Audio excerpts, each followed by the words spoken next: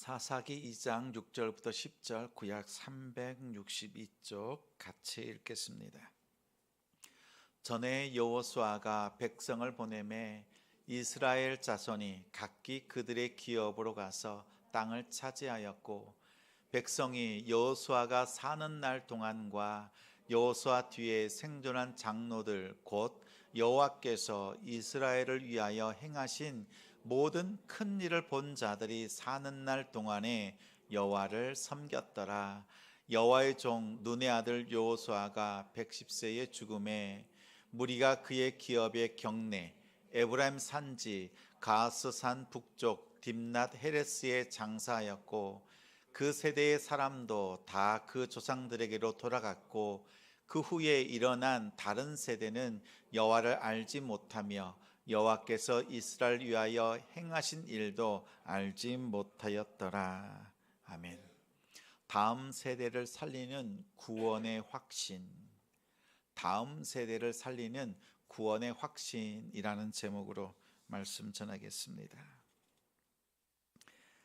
기도하다 보면, 기도하는 성도는 느낍니다. 기도하다 보면 하나님의 타이밍을 경험합니다. 오랫동안 기도하잖아요. 그런데 그 기도의 제목에 하나님의 타이밍이 있어요. 제가 알고 있는 한 임원이 있습니다. 큰 회계법인의 상무예요. 제가 이분에게 예수님을 전하고 싶어서 계속 교제하면서 기도하고 있었습니다. 지난주에 기도하던 중에 이분께 연락을 하면 좋겠다라고 하는 그 마음이 부어지는 거지요. 연락을 했습니다. 그랬더니 오랜만이라면서 식사를 하자고 합니다. 점심 식사를 같이 했어요. 식사를 하면서 이런저런 얘기를 나누다가 그분이 옛날에 했던 이야기가 생각이 났어요. 이분이 아들과 관계가 아주 좋지 않다는 거였어요. 기억나서 물었습니다. 요즘은 아들과 잘 지내고 계세요? 아니요. 더 나빠졌습니다. 예전에는 저한테만 욕을 했었는데 이제는 자기 엄마한테도 욕을 합니다. 그리고 반말을 합니다. 밥 해놔. 뭐라고 하면요, 쌍욕을 한다고 합니다. 부모에게 반말하고 하대까지 합니다. 근데 가만히 들어보니까 한 가지 이유가 있는데 그 이유가 참 기가 찹니다. 이런 내용이었어요. 그 아들이 어울리는 친구들 강남에 사는데 아주 큰 부자라는 거예요. 기업, 중기업, 중소기업이 아닌 중기업을 경영할 정도로 아주 큰 부자라는 거죠. 근데 친구들이 다 엄청난 부자예요. 근데 친구들과 사귀다 보니까 친구들이 말한답니다. 대학교를 졸업하면 빌딩을 준다,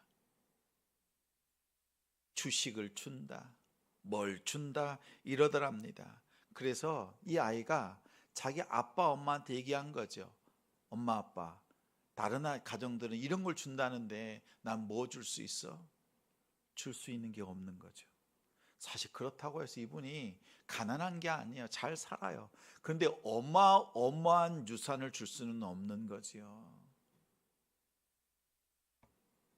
그래서 자기가 받을 유산이 없다면서 그렇게 그런 유산을 줄 수 없는 부모는 부끄럽답니다. 그러면서 부모를요 하대한 거예요. 아들이 극단적인 열등감에 빠져 있는 거지요. 아주 극단적인 열등감이에요.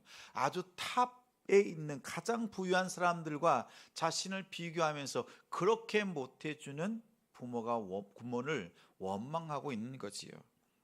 극단적인 열등감이었습니다. 그래서 상담을 받았지만 무용지물이었습니다. 어떻게 해야 될지 모르겠다라고 하면서 이분이 저랑 식사를 나누면서 자기 이야기를 합니다. 사실 저는 회계사를 하는 것 제 뜻이 아니었습니다. 어머니가 하라고 했고 어머니가 가라고 하는 대학교에 가기 위해서 애썼습니다.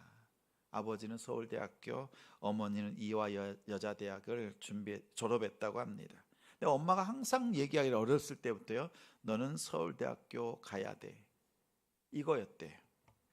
다른 대학은 말을 꺼낼 수도 없었고 생각하지도 못하게 했답니다. 오직 서울대학교만. 또 그렇게 어떻게 해서요 서울대학교 회계학과를 갔답니다. 입학하고 난 뒤에 엄마를 찾아가서 엄마한테 이런 이야기를 했대요. 이분이 직접.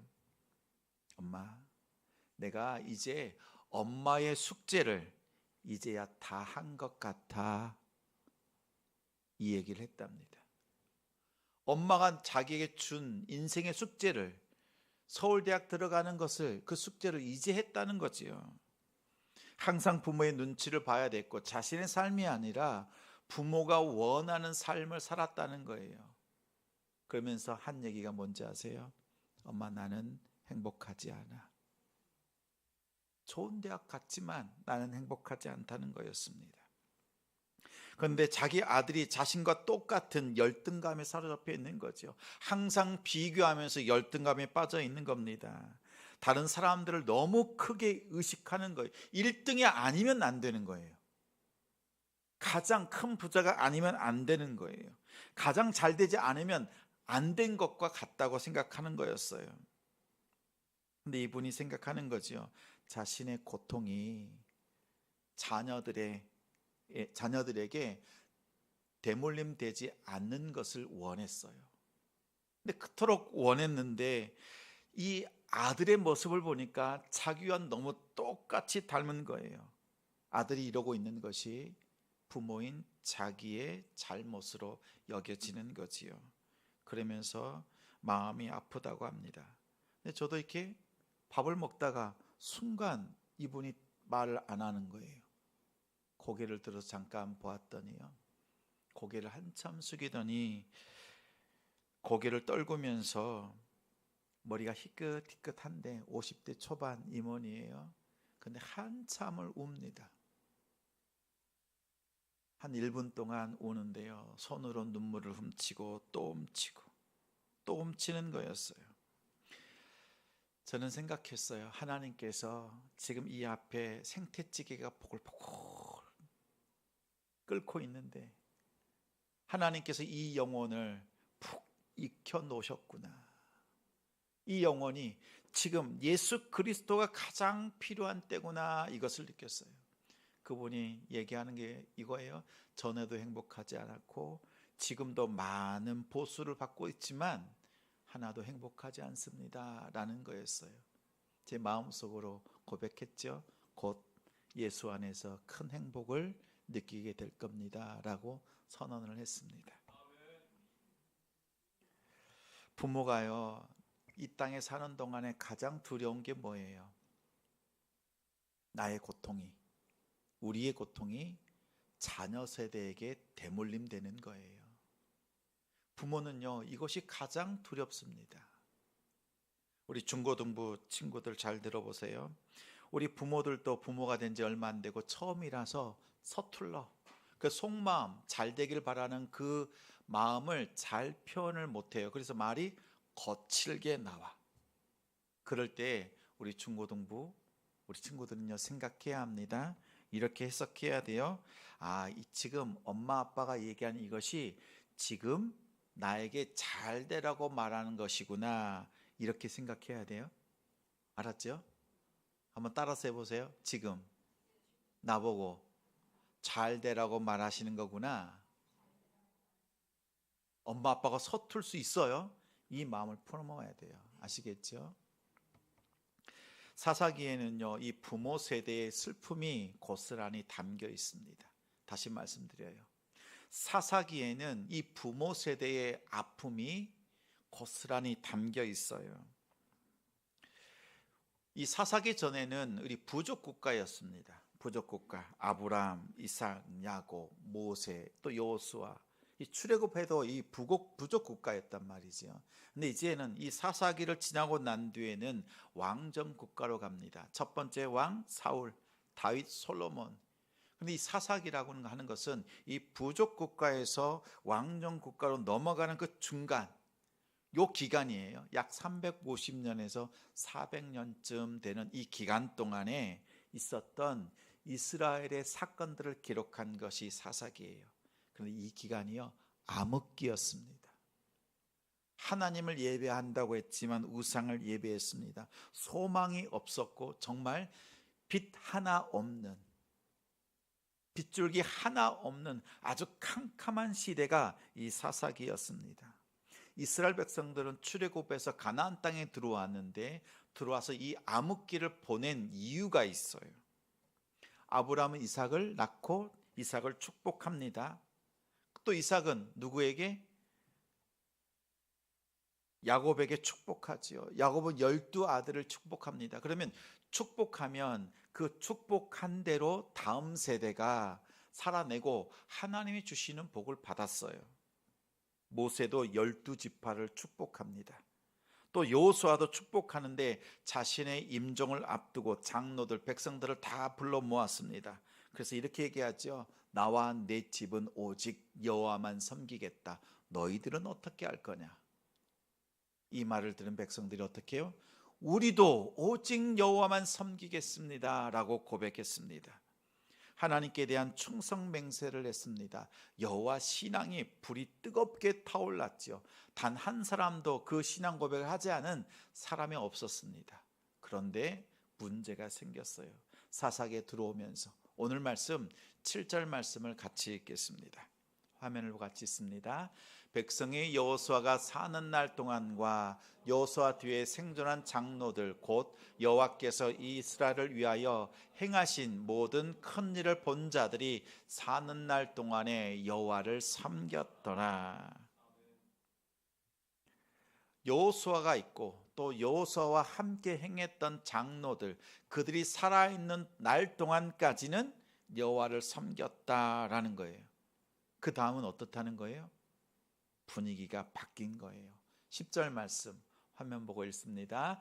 그 세대의 사람도 다 그 조상들에게로 돌아갔고 그 후에 일어난 다른 세대는 여호와를 알지 못하며 여호와께서 이스라엘을 위하여 여호와께서 행하신 일을 알지 못했다라고 합니다. 부모 세대가 기대하는 건 뭐예요? 다음 세대가 하나님의 복을 받는 거예요. 그런데 다음 세대가 어떤 세대가 되어버렸어요? 다른 세대가 되어버렸습니다. 여호와와 여호와께서 행하신 일을 알지 못했다라는 그 말은 이스라엘 자손들, 그 후손들이요, 여호와가 누구신지를 몰랐다는 뜻이 아닙니다. 그런 뜻이 아니에요. 또 하나님께서 행하신 일을 이들이 몰랐다는 것도 아니에요. 다시 말하면 부모 세대가 자녀 세대를, 다음 세대를 향해서 하나님을 가르치지 않았다는 뜻이 아닙니다. 부모 세대는요, 여호수아 세대, 또 그 장로 세대는 항상 하나님의 말씀을 자녀 세대에게 가르쳤습니다. 하나님이 하신 일들을 가르쳤죠. 그 후손들은 하나님을 알았고 하나님이 하신 일을 들었습니다. 출애굽의 역사, 하나님께서 홍해를 건너게 하셨고 매일 만나를 주셨고 메추라기를 한 달 동안 쏟아 부으셨던 하나님의 역사, 여리고성 얼마나 단단한지 모릅니다. 그런데 매일 한 바퀴씩 7일, 6일을 돌고 맨 마지막 날 7바퀴를 돌고 난 뒤에 나팔을 불고 함성을 질렀을 때 여리고성이 무너졌다. 이런 것 듣고 자란 세대입니다. 그런데 오늘 말씀에 보니까 여호와도 몰랐고 여호와께서 하신 일도 알지 못했다라고 합니다. 이 뜻은 바로 이런 뜻입니다. 부모 세대가 가르쳤던 여호와의 신앙을 다음 세대가 본격적으로 버리기 시작했다라는 뜻이에요. 그렇게 가르쳤지만 그 말씀대로, 가르침대로 행하지 않고 아예 여호와를 섬기는 그 신앙에서 떠나버리기 시작했다라는 거예요.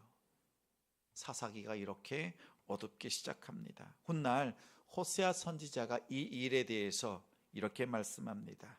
호세아서 4장 1절과 4절, 화면에 우리 굵은 글씨만 같이 읽겠습니다. 여호와께서 이 땅 주민과 논쟁하시나니 하나님을 아는 지식도 없고 내 백성이 지식이 없으므로 망하는도다. 너희가 지식을 버렸으니 나도 너를 버려 내 제사장이 되지 못하게 할 것이요, 너희가 너희 하나님의 율법을 잊었으니 나도 내 자녀들을 잊어버리리라. 오늘 말씀해 보니까 뭐예요? 너희가 지식을 버렸다라고 해요. 지식을 버린 게 버릴 수밖에 없는 상황이 아니라 의도적으로 오히려 적극적으로 여호와를 아는 지식을 버렸다라고 합니다. 들어서 알고는 있지만 그 들어서 알고 있는 여호와의 신앙을 철저하게 버린 겁니다. 여호와를 아는 지식이 뭐예요? 하나님을 섬기는 그 삶을 살아내는 삶의 행동을 의미합니다. 근데 다음 세대가 그 행동을, 삶의 행동을 버렸어요. 다시 말하면 부모 세대가 가르쳤지만 그 가르침이 자녀 세대에게 신앙의 뿌리로 내리지 못했다는 겁니다. 여기에 안타까움이 있어요. 부모 세대가 하나님을 말하고 있지만 정작 자녀 세대의 그 믿음에는 뿌리가 내리지를 못한 거였습니다. 우리가 가나안 땅을 정복했고 이 땅에서 하나님을 예배하고 나름 잘하고 있다 이렇게 생각했던 거예요. 그래서 이제 가나안 땅에 왔으니 우리에겐 평안한 삶, 영원한 삶이 있을 것이다 이렇게만 생각했다는 겁니다. 이걸 뭐라 그래요? 부모 세대가 안일하게 생각했습니다. 부모가 아니라면 자녀의 삶은 망가집니다. 다음 세대가 아니라 오늘 말씀처럼 다른 세대가 될 수밖에 없어요. 변화되어야 될 세대가 변질되어 버리고 맙니다. 이것은 부모에게 책임이 있습니다. 가끔 보는 사람들은 어떻게 할 수 있어요? 말로 할 수 있어요. 그러나 매일 같이 보는 사람들, 같이 눕고 같이 일어나는 식구, 자녀들, 남편, 아내 말로 가르칠 수 있던가요? 어떠셔요? 좋은 말, 바른 말 하면 바로 듣던가요? 안 들어요. 우리 자녀들은요, 가장 가까이 있는 사람들은 그 사람의 말하는 사람의 뒷모습을 보고 성장합니다. 말로는 예수를 잘 믿는데 교회 잘 다니는데 삶은 엉망이다. 또 하나님 중심으로 살아야 된다고 말은 해요. 근데 하나님 중심으로 살아가는 삶이 없어요. 그러면 자녀는 뭘 보고 배워요? 우리의 말이 아니라 뒷모습, 우리가 삶으로 살아내는 모습 그대로 똑같이 행합니다. 말로만 신앙생활하는 성도, 그런 부모 성도가 가지고 있는 특징이 하나가 있어요. 예수 믿는 목표가 천국 가는 거예요. 목사님, 그 말이 맞지 않나요? 이렇게 반문할 수 있죠. 예수 믿고 천국 가는 것을 목표 삼아요. 잘 들어보십시오. 이렇게 생각한다는 거예요. 자, 예수를 믿었어. 그러면 천국 가는 게 목표인 거예요.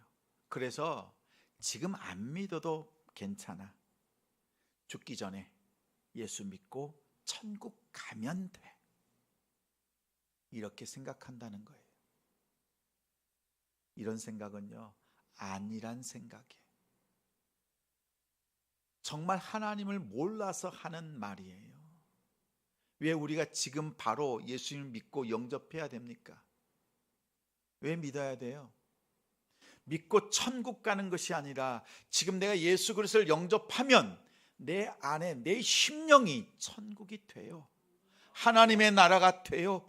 그래서 죄사함의 기쁨, 감사 넘쳐나요.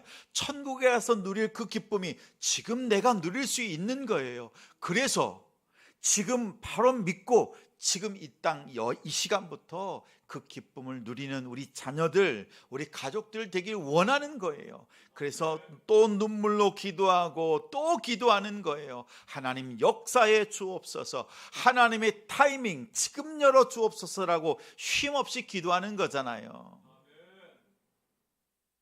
고생하다가 막판에 믿고 천국 가면 이 땅에서 누리지 못했던 이 기쁨을 알지 못하고 천국 가는 거예요. 이 인생이 가장 안타까운 인생입니다. 만약 우리가 죽기 전에만 믿고 천국 가기를 원한다면 아니란 신앙입니다. 아니란 믿음이에요. 우린 자녀들에게 공부하라고 하죠. 언제 공부하라고 해요? 지금 공부하라고 해요. 왜 지금 공부하라고 하죠? 자기가 공부가 필요하다고 느낄 때 공부하면 되잖아요. 그때 하면 되죠. 굳이 지금 막 싫어하는데 왜 공부를 시켜요? 안 하겠다는데. 때로는 이런 말도 하죠. 공부머리가 없다고 때를 씁니다. 아무리 해도 안 된다고 해요. 그래도 뭐라 그래요? 지금 공부하라고 합니다. 근데 왜 공부하냐고 물어보면 이렇게 대답하는 사람이 있답니다.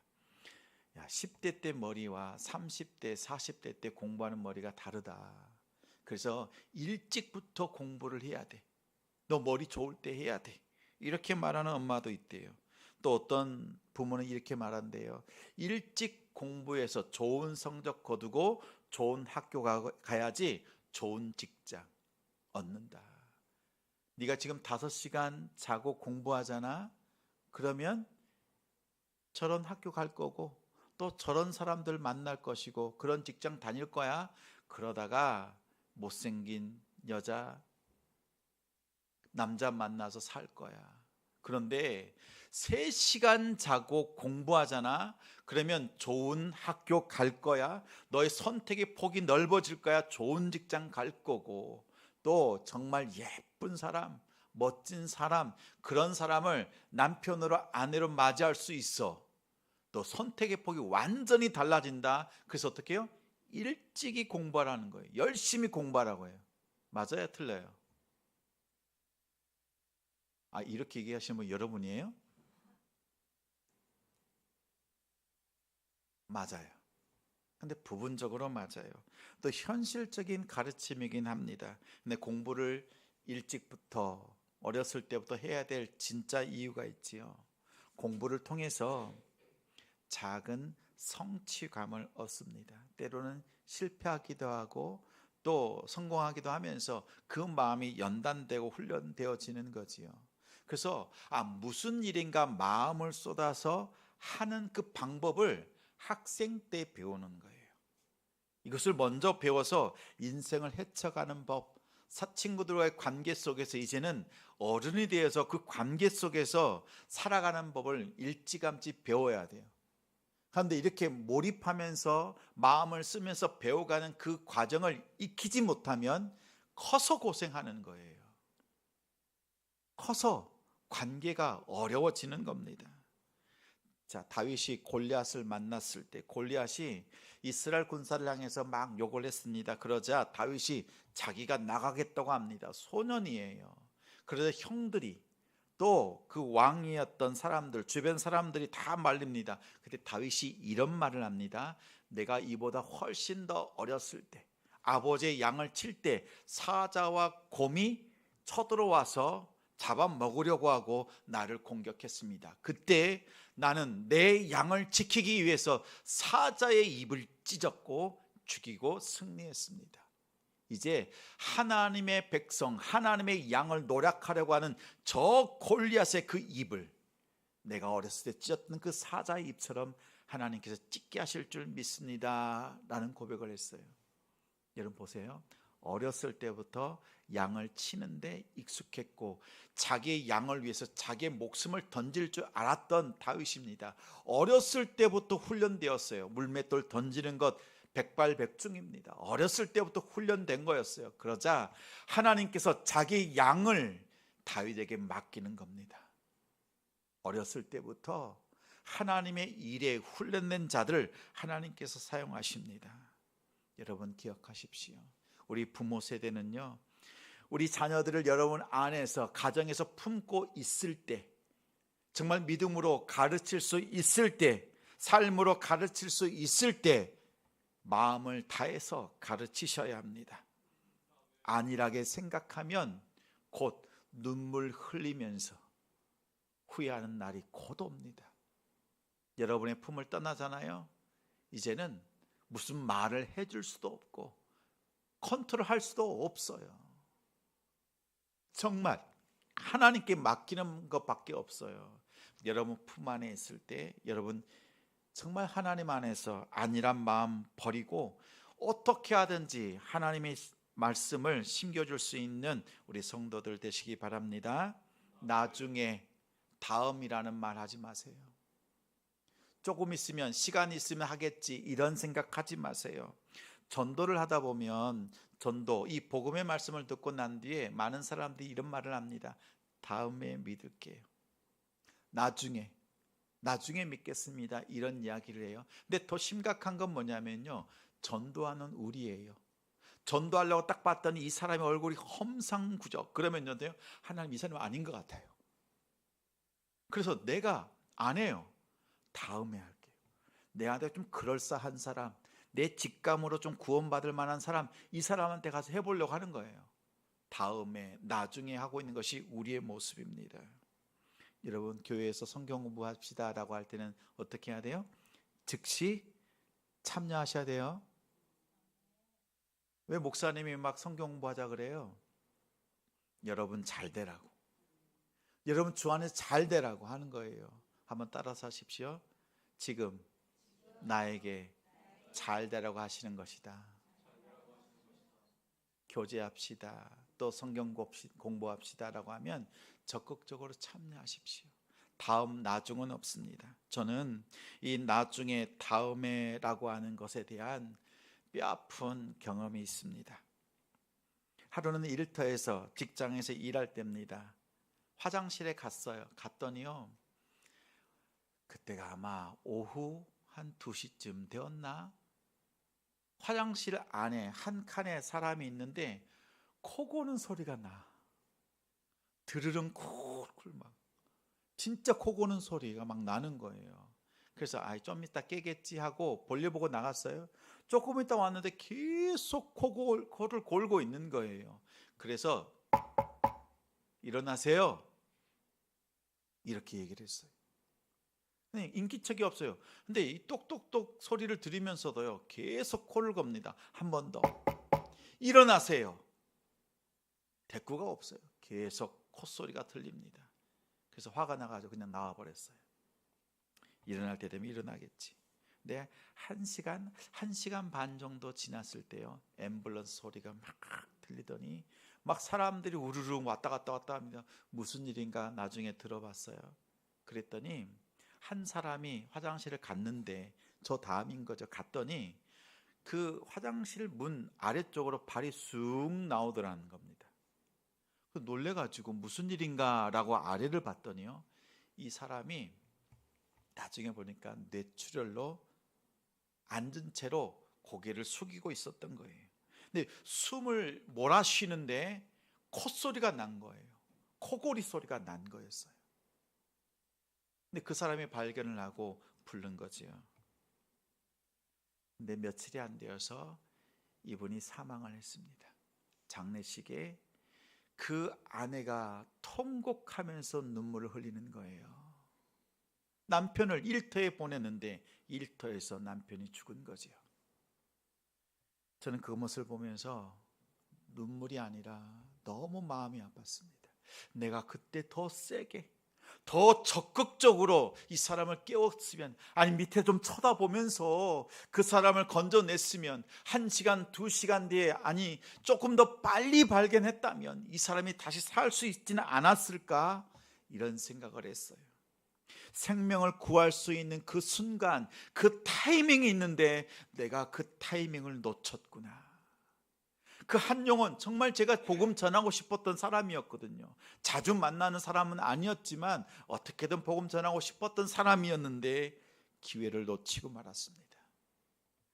그래서 화장실 가면 코 고는 소리가 들리면 지금도 겁이 나요. 그때 일이 생각이 나요. 어떻게든지 복음을 전해야 되는데 우리는 하나님의 때를 모르잖아요. 그렇죠? 하나님만 아세요. 각 사람의 구원의 때는 몰라요. 그래서 우리는 때를 어떤지 못 어떤지 복음을 전하기에 힘써야 합니다. 나중이라는 것이 없어요. 다음이라는 것이 없습니다.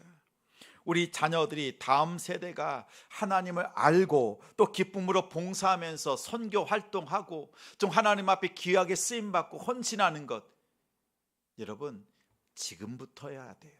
다음 나중 없습니다.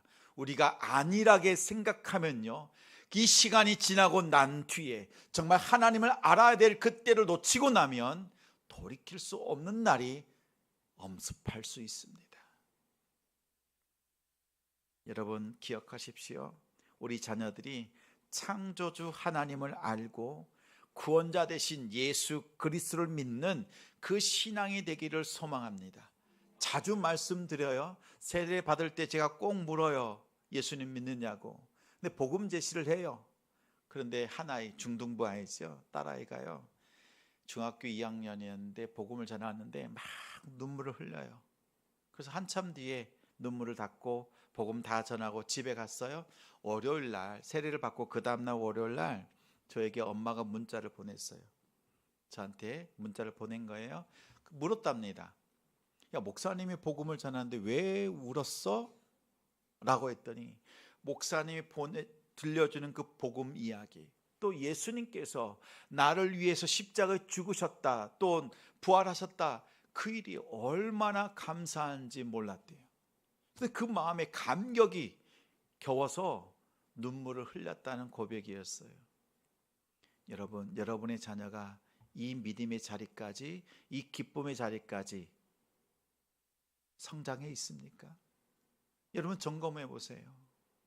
여러분의 자녀가 정말 하나님을 기뻐하고 있는가?